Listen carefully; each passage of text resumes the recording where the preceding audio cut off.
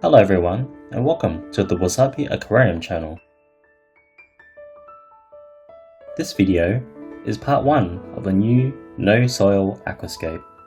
I will also be covering some key design concepts. There's no better way to celebrate our first YouTube video for 2021 other than to aquascape a brand new aquarium, right?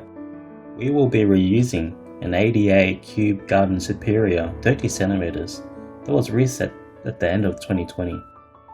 I'm thinking of incorporating a different concept than my usual style. As per this video's title, this scape will not include any aquasoil at all.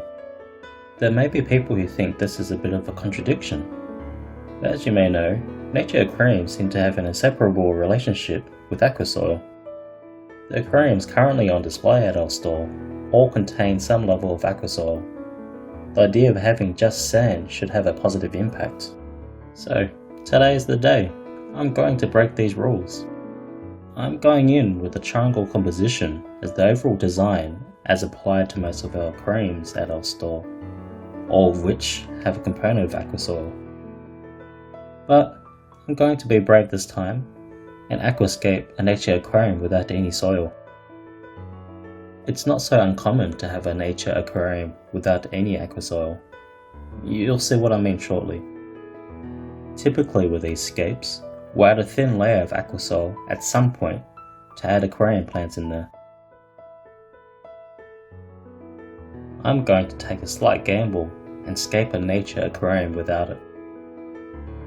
My aim is to construct a triangle type mountain and introduce epiphyte plants only, and only use cosmetic sand as the substrate.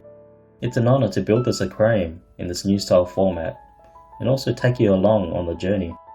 If you only use cosmetic sand, you'll probably think it'll look too bare, right? I'm pretty sure that there will be some people who would think that. This build has some caveats to it, so I'll take some time in explaining a few things in detail. For example, what is the difference between cosmetic sand and soil? And what are the advantages and disadvantages? So let's run through some key attributes. Soil versus sand. The first benefit of using a sand layout will reduce the setup costs and overall labor. The second benefit would be a reduced risk of excess nutrients. The third benefit would be the long-term maintenance. Let's dive into the first benefit of using a sand layout. That is, to reduce the setup costs and overall labor. Regarding substrate, the main physical difference between soil and sand is the thickness and compactness. In the case of aquasoil, the aquarium plants can be anchored more firmly. The plants will float if the substrate layer is too thin, so it needs to be thick enough to allow the plants to be anchored and propagated. However, plants will struggle in a sand substrate without the proper nutrients. For example, root tabs, which is dosed every 3 months. Therefore, we only need a thin layer of sand. The overall price of cosmetic sand is a lot less in comparison to aquasoil. This means using sand will keep the startup cost and labor at a minimum. Also, it is a lot easier should you want to reset the aquarium in future. Siphoning sand out is a whole lot easier than manually scooping substrate out after many years of establishment. That way, the aquarium will be reset at the blink of an eye, so to speak. Everything is reusable, so there's not much waste. I think it will be easier to set up a sand substrate. On to the next benefit, reduce risk of excess nutrients. Aquarium plants need nutrients in order to propagate its roots firmly into the substrate to flourish. The initial aquarium plant to soil ratio will be something like 1:3.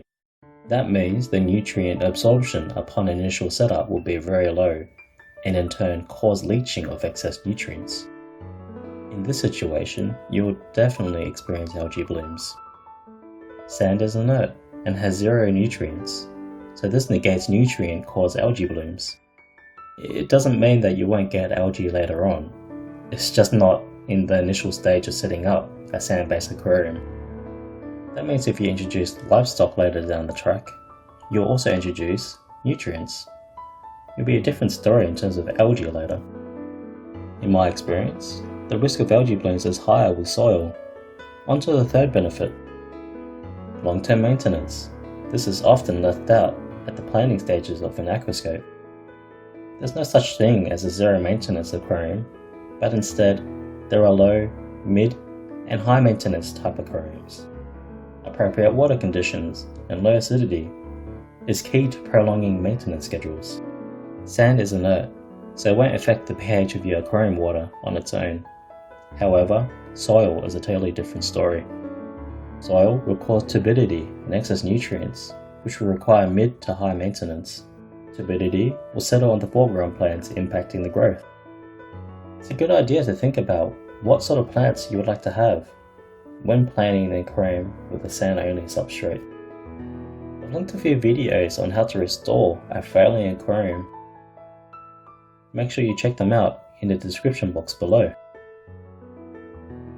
On the other hand, cosmetic sand and gravel does not cause turbidity and dissolve, so in theory it should last a lifetime. It's good to plan what you intend to reuse in future. Sand is easy to maintain and can simply be washed, reused infinitely. So it's clear, sand has its advantages over soil. Aquasoil crumbles if mishandled and causes a mess, and it breaks down over time, a clear disadvantage. Let's talk about the disadvantages of using sand. The first and most obvious is that plants can't thrive in sand, the second being water conditional balance, and the third nutritional balance. There are only a few aquarium plants that can be used in sand, and I think this is the real deal-breaking disadvantage. Forget about those colourful plants typically found in Asia aquariums with aquasoil. If you would like a good plant selection, or a lawn-like foreground carpet, then sand is not a good option for your aquascape. This is because sand is inert, and has zero nutrients and space for plant roots to form. Not being able to plant anything in the sand is a bit misleading, but overall, aquarium plants in the market will struggle. Compared to soil is a lot less compact than sand is and allows plant roots to form. Osmotic sand is a lot more compact, and this is the reason why most plants struggle when planted in sand. If the layout is sand only, the roots of the plants will struggle propagating, stunting the plant's growth, impacting the overall aquarium's aesthetics. Planning plant selections is absolutely crucial should you get down the sand-only route. The second disadvantage is water conditional balance, a unique challenge to using sand. In a regular setup, the water conditions naturally swings toward a slightly acidic soft water. This slightly acidic soft water is mainly caused by aquarium plants. There are a few other exceptions, however, most plants prefer soft water that is slightly acidic anyways. Unfortunately, in the case of sand only, the opposite occurs. Using sand, the water conditions tend to swing towards alkaline, which puts the water quality in the higher pH range. Because of this, the water quality tends to be poor for plants. When it comes to improvement, there are limited steps that you can take control of. The characteristics of sand means that there's a limited supply of plants that will thrive in it. The third disadvantage is nutritional balance. As hinted earlier, this is also a problem unique to sand. This is because sand is inert and it contains zero nutrition. I talked about all the merits. It's just the fact that there is no nutritional value in sand at all. You need to add the nutrients manually. It will be difficult to adjust the specific nutrients required to kickstart a new aquarium. On the contrary, soil, the nutrition is well contained in advance. That means you don't need to add much nutrients at the beginning weeks of the new aquarium. Soil may be suited to beginners. However, the nutrients included will gradually dwindle over time. So, it's necessary to dose fertilizers later on. However, with sand, it starts with zero everything from the very beginning. This will require you to supplement nutrients, which is mainly done with liquid fertilizer. I think it's quite difficult to manage which nutrients is required and how much is required to be put into the aquarium. I hope you keep these 3 disadvantages in mind. This video is part of a new series focused on this ADA Cubed Garden Superior 30cm aquarium. I think the key points discussed should give you a solid understanding. Only when you're comfortable with these caveats, by all means, commence planning the sand-only tank layout. I personally think sand layout is a great alternative to soil, and also gives you good flexibility on your aquascape overall. Here's a preview of the design concept I'm going for. I'll cover it in depth in the next video. The next video will be focused on how to make an elevated scape, like so. Keep your eyes peeled on the notifications for the next video on my unusual design concept. But let's talk about the position of this layout.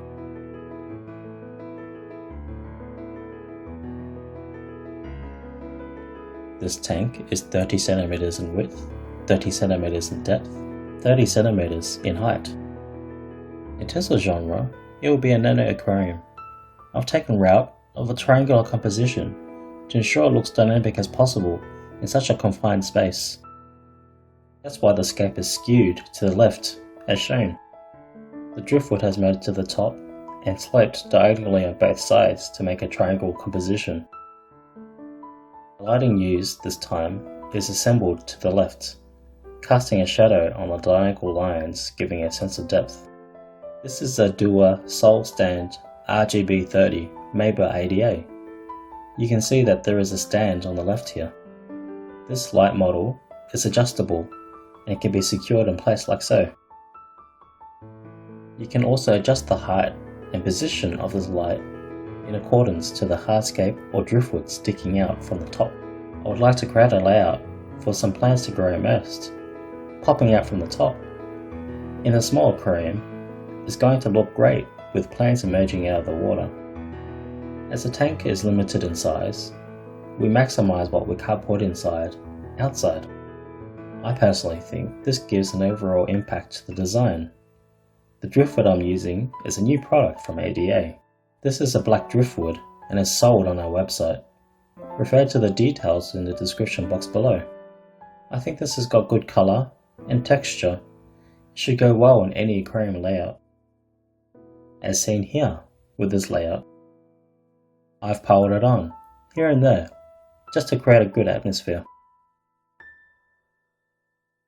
It looks a bit bare right now, right? But rest assured, it will look a lot better as we progress through the video series by creating a sense of unity by carefully selecting and placing aquarium plants. I love adding details to driftwood, like so. If you put detail on a very large bit of driftwood, you get a sense of depth and detail.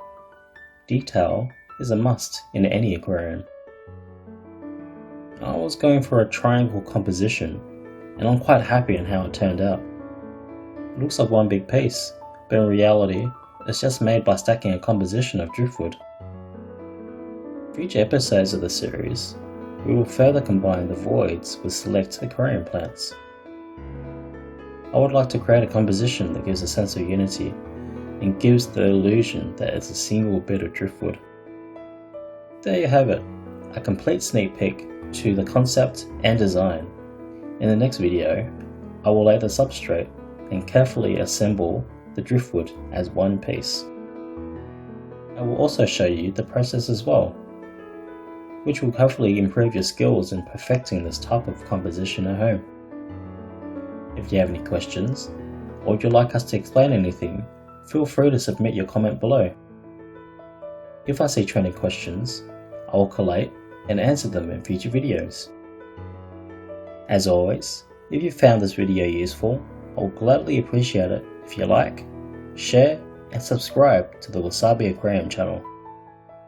Oh yes, remember to hit the notification bell for the next episode in the series.